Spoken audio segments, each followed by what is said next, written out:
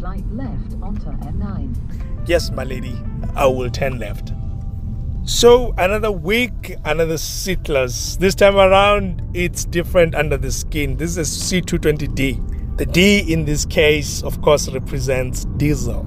This one, unlike the one we had last week, which was the C200, you should go check out that video if you didn't check out. Amazing. I enjoyed doing that review like I'm enjoying doing this one right now.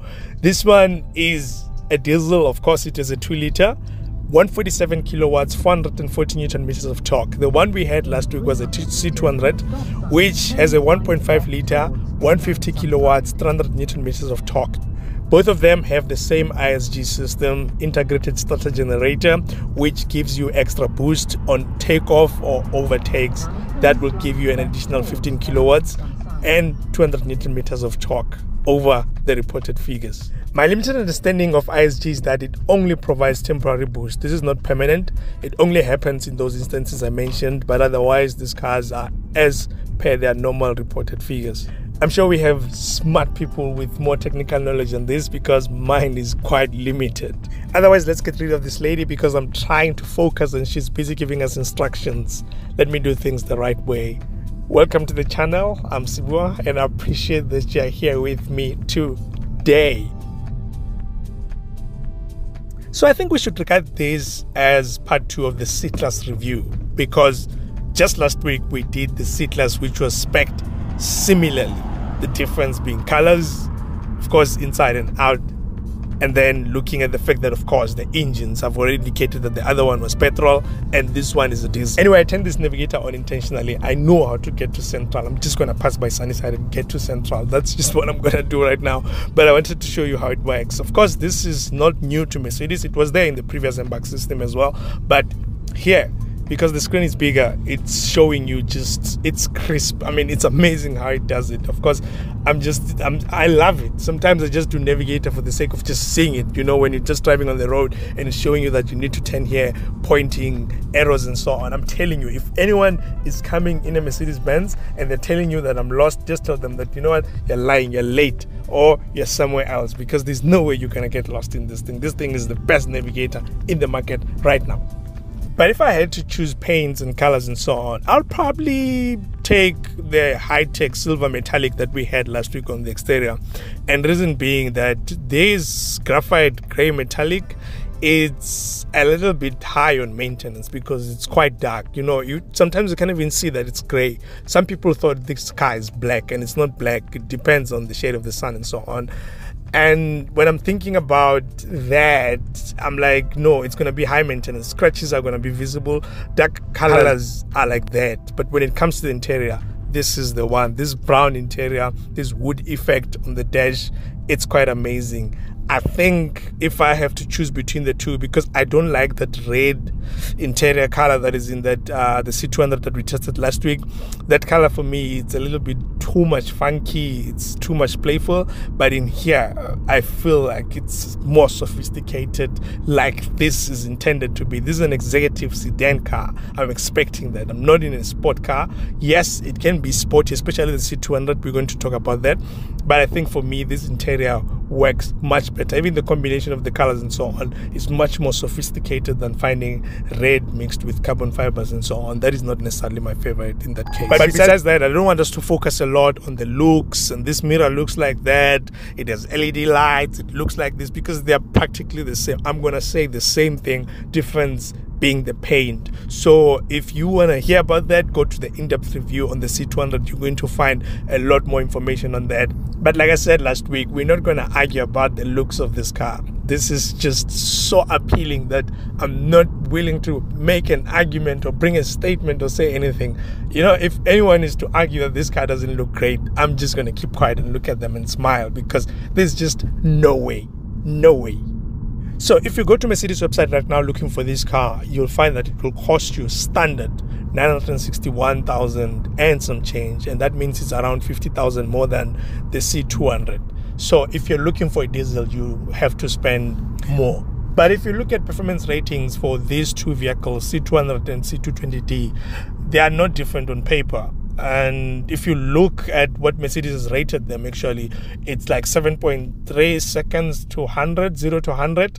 I don't intend on testing them for that, but that's exactly what they've put on paper. And the way it feels, it doesn't necessarily feel that different. Just that in the Petrol one, you do get a sense that you're moving quicker because of the way that the sound is coming in. As much as that is a 1.5, actually it has this fruity sound that is just coming into the cabin that is encouraging you to keep going, which is something that you're not getting in here.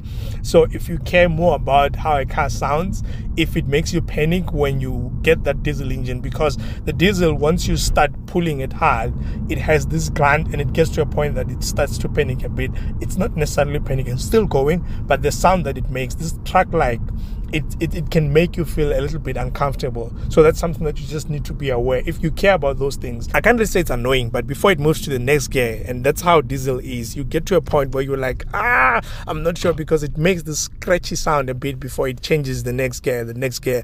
But once you get used to it, or if you're used to it and you know how diesel operates, you won't really panic that much, because you know that the engine can be able to take it, and the gearbox as well is going to be able to protect and regulate the speed. All right, let's switch to the open road now so that you can see how it performs, and then we'll talk more about it.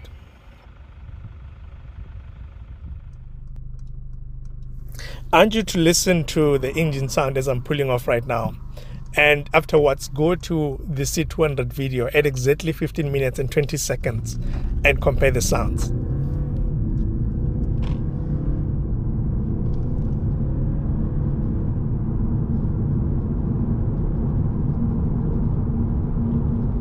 Funny enough, I tested the GLB 220d at some point. I think it was around 2021 or something. You can scroll through the videos and you will find that video as well. And I think the engine noise, I don't know if maybe it was done through the speakers as well. It was completely different to how it sounds in here. It was more sporty, and sporty means it's encouraging you to feel like it's playful and you can do what you need to do with like those hard pulls and so on. But in here, it doesn't encourage you to do that at all, especially compared to the C200 as well. It doesn't give you anything like that. You don't feel like you're playful. You feel more like relaxed, like, no man, just go in, man, ease into it and just fly through with it. And I think that's something that they're trying to encourage, especially with the C220d, that, you know what, this is a long distance cruiser and you can treat it like that. And that's how I feel, especially when you're on the road like this. You don't feel like you need to just hit all overtakes, you need to just be playing with it and so on. Just ease into it. You know that it can do it. You know that the engine is strong, it can overtake. When you need to overtake, you don't need to worry, because you know that the car can do it. And the way it is right now, when I'm comparing it to the C200, I can see where it's coming in. And this thing that I said before, that the colors in this case are also informing that, they're adding to that, because that C200 has like red interior, and you know, normally that represents that, you know what, you can play with me. But in here, the way it's spec'd as well, I think it goes well with the diesel. I think they've done well on these test cars, because then you can be able to just say, you know what, it's okay, I don't need to do much with it. I'm cruising in this car. I'm about to just relax and be on the road in a nice way. But the nice thing about diesels compared to the petrols is that you're going to get good fuel consumption. I did like similar like travels when it comes to the two cars as well, C200 and this one, and I find that obviously this one is much better when it comes to fuel consumption. And I think with the C200, when I did like an open road like this, I averaged around 8.3, somewhere there, and in here I'm averaging a liter less. So that is a win, I guess, because when you're getting that, you can be able to travel more. This is a 6-liter tank. I've heard people saying they've done around 900 kilometers or more. I didn't experience that because I was driving it every day, doing short distances. And when it comes to diesel, I'm not finding it to be like economical more than petrol when it comes to doing short distances. I don't know about others, but my experience is not that different. It's just this and that car that are doing that, but in most cases I'm not finding it different when you're doing short distances. But on long distances, for sure, it's paying off. But there's still areas that are a little shaky for me, because when I'm thinking about what I expect of Mercedes, I wouldn't want that to be the case, especially when it comes to the road noise. It's something else in here. I don't know if it's this road or it's because of the low profile tires, because these tires are very low, like 35 aspect ratio is 35. These are 19 inches, 255 at the back, 19 inch, and in front I think it's what, 235, 19 as well, but the aspect ratio is 35, so they are quite slim. And even the potholes, you can definitely just feel them as you're going through them. Whatever you experience on the road, you're feeling it coming in, like affecting the comfort levels and so on, because this is sport suspension sitting low as well. Obviously you're going to experience that, but the road noise, it's coming in quite more than I expected, and this is what I'm experiencing in here. I didn't experience the road noise in the same way that I experienced in the C200, despite them having the same spec level, especially when it comes to suspension and the tires and so on. I don't know why in here I'm experiencing it more, but the road might contribute as well, because I was on the western side of the province when I was doing the C200. Now I'm in the eastern side, and I don't know, maybe it contributes, I don't know, but I'm feeling it more. The wind noise, it's like similar. I can't say there's differences there. I spoke about it, I complained about it, that it's coming in a little more than I expected, especially with the way the mirrors are designed. And this car is more aerodynamic than, what can I say, maybe the GLB, which I also said the wind noise is quite coming in quite more than I expected. But I expected that with the GLB because it's a long car and it's more angular than this car. So that's something that for me, it's not necessarily that balancing.